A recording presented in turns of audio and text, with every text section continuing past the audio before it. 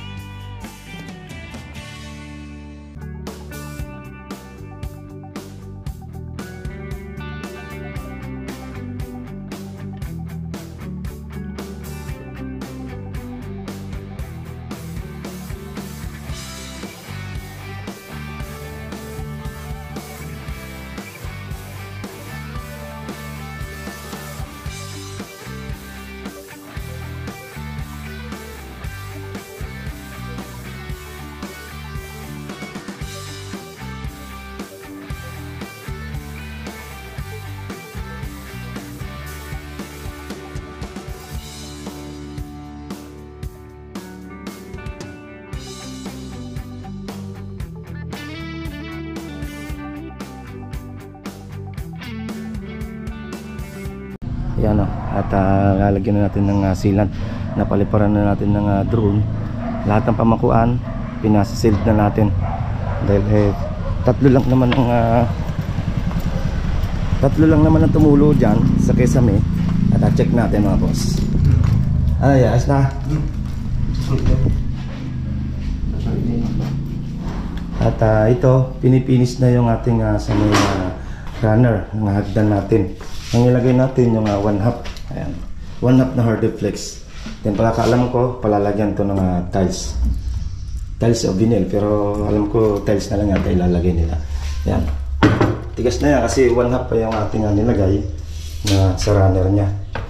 Okay, pwede nga lagyan ng tiles katulad doon sa ating Jasmine sa Tanawan, sa ginawa natin doon. Tinalis din natin yan. Ayan o, konti na lang, siruro na lang yan. Dito naman sa second floor, minamasilya na. Kaso nandun sila sa roofing ngayon. At sinisilid muna habang walang ulan. Mga ito yung ating roofing. Ito yung tumulo dito ng nagbagyo. Tatlo lang naman yan, pero lahat ng pamakuan pinalagyan na natin. Pero ito, hiwalay na lang natin to, lagyan. Ito yung nag-leak na hindi naman nakapasok yung flashing na kinabit. Hindi nakapasok sa concrete. Kumbaga hindi ginrime. Pagkakaalam ko, papa-extend to. Pag pina-extend, babaguhin na natin yung roofing. Kumbaga isang diretso na siya. Bala na. Tayo na ang balan mag-repair niyan. Ayusin na natin para walang problema pag umulan. Okay, yan gawa naman to ng subdivision dito. Kaya tayo na mag-aayos. Dito naman, ayan, pinasilya na. At liliyahin na lang yan. Hindi nakapag-primary na yan. Ito yung isang pinto. Mapapansin nyo, 3 pinto. Sa isang room, 2 pinto. Ang gusto ng client para gagawin lang kasi itong opisina dito na siya dadaan. At buksan lang yan pag may aircon para may pasok yung lamig din dyan. Okay? Yan. Yan yung ating ito yung master bedroom. Siyempre na-vlog na natin to last na vlog natin ng yung nagbagyo. Yan. Ito wala naman tulo to dito. Wala na tayong dapat repair. Dahil hindi naman ito tumulo. Pati yan sa may na salamin. Wala naman tulo yan. Ito yung isang pinto. Okay. Yan, sa isang room. Okay. Ayan. Ayan ang ating mga update mga boss. At nagpalipad tayo ng drone. Chinek natin yung taas. Maigi pa yung palupo nito. Na maganda yung hub. Kumbaga kinapin niya na bawat sa groove. May cut siya. Yung palupo niya. Kaya okay ito. Hindi katulad doon sa lineya natin na 31 at na-repair pa natin. Okay. Yan. Ito ay finish na ito. Halos na-finish na tayo. Tapos na yung kisame. Ito na lang naman nung lalagyan natin ito. Tatakpan na lang ito. Kukuha lang tayo ng supply ng outlet para sa TV console. Ay natin ng outlet dyan. Okay. Yan. Pinakakating na natin kinakating na.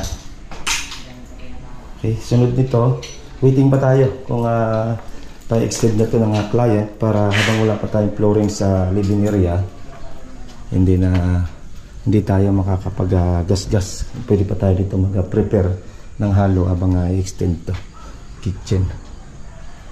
Yan. Ito, lilipat naman itong pinto niya. Lilipat naman yan dito. Yan, para pwede nilang gawing dining area to. Itong space na yan. Yan, mayroon tayo yung isang ilaw din nilagay dyan. Yan, yung hagdan, okay na. Pag napinturahan to, parang concrete na rin siya. Dahil sinilid na natin para yung dumi ng step na nag-aakyat o nagbababa, walang mahuhulog. Okay? Yan ang update natin dito sa Jasmine Block 20. Kaya mga boss, yan ang ating update dito sa Lima Brosa Phase 3 ng Jasmine Block 20.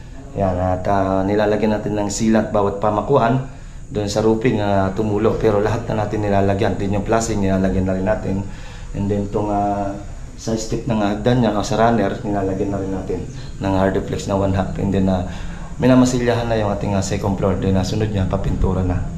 Shout out na. Ayan supportahan natin ng channel niya, gumawa ng channel Ariel TV Vlog.